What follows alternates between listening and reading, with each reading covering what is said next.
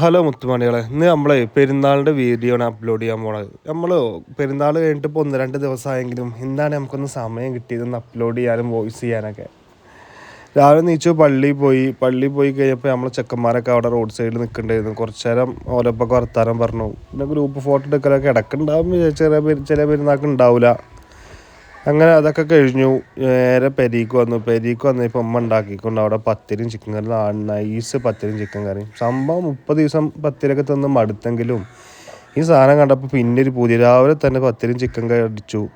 പിന്നെ അടുക്കളയിൽ പോയപ്പോൾ അതാ അവിടെ അല്ല ചിക്കൻ ചില്ലിക്ക് ചിക്കൻ കുഴച്ച് വെച്ചിരിക്കുന്നു, മസാലയൊക്കെ പുരട്ടി വെച്ചിരിക്കുന്നു. ആ സാധനം എടുത്തു കണ്ടു. പിന്നെ നമ്മളെ ചിക്കൻ കറി അതാ, പിന്നെ നേരെ ചിക്കൻ ചില്ലി അതായത് നോക്കുക, നമ്മൾ അടിപൊളി ചിക്കൻ ചില്ലി ഫ്രൈ ആക്കി വെച്ച സാധനം. പിന്നെ താത്ത ഉണ്ടാക്കി കൊടുക്കുന്ന നമ്മുടെ സ്വന്തം പുഡിങ്, നല്ല ടേസ്റ്റുള്ള സാധനം, വേറെ ലെവല്.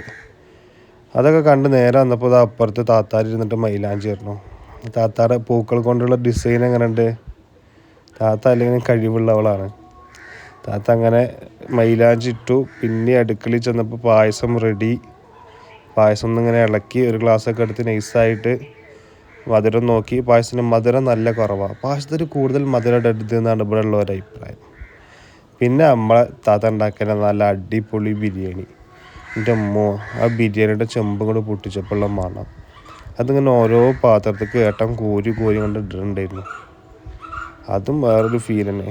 ഉച്ചക്ക് എല്ലാവരും കൂടി നല്ല നൈസ് ബിരിയാണി അങ്ങോട്ട് കയറ്റി, ഒന്നും നോക്കിയില്ല. ബിരിയാണി കഴിച്ചിട്ട് എന്ത് ചെയ്തു, എന്ത് കിളിയപ്പോൾ കൂണ്. അങ്ങനെ എല്ലാവരും കൂടി വട്ടത്തിൽ ഇരുന്നിട്ട് ബിരിയാണി കഴിച്ചു.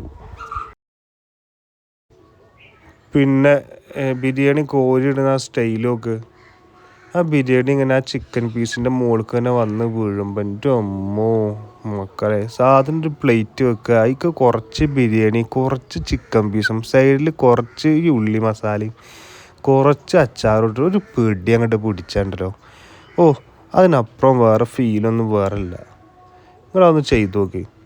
അങ്ങനെ നമ്മളെ ബിരിയാണി എല്ലാവരും കൂടി ബിരിയാണി കഴിച്ചു. അങ്ങനെ ബിരിയാണി തട്ടി എല്ലാവരും കൂടി ബിരിയാണി സ്ഥലമൊന്നും ഉണ്ട്, എന്നാലും കുത്തി കയറ്റി പലരുടെ ഉള്ളിൽ ബിരിയാണി കഴിച്ചു.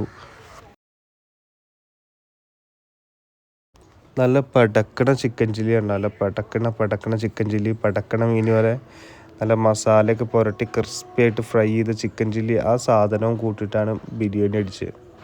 നമ്മളെ കസിൻസിൻ്റെ കുട്ടികളും നമ്മളെ കുടുംബത്തിലത്തെ മൂത്ത കാരണവരും എല്ലാവരും ഉണ്ടായിരുന്നു. അപ്പോൾ നമ്മളെല്ലാവരും ഒരുമിച്ചിട്ടാണ് നമ്മുടെ വീട്ടിൽ പെരുന്നാൾ ആഘോഷം. നിങ്ങൾ കേൾക്കുന്നുണ്ടോ? അമ്പലത്തിൽ നിന്ന് ഒരു പാട്ട് കേൾക്കുന്നുണ്ടോ? നമ്മളെ നൊസ്റ്റാൾജിയ പാട്ട്. പിന്നെ നമ്മുടെ കുട്ടികളെ കുറച്ച് ഫോട്ടോഷൂട്ടും കാര്യങ്ങളൊക്കെ ഉണ്ടായിരുന്നു. അങ്ങനെ അതും കണ്ട് കുറച്ച് നേരം ഇരുന്ന് അപ്പോഴേക്കും വൈകുന്നേരമായി. അങ്ങനെ നമ്മളെ പെരുന്നാൾ ചെറിയ രീതിക്കാണെങ്കിൽ വലുതായിട്ട് ആഘോഷിച്ച് അങ്ങനെ തീർന്നു.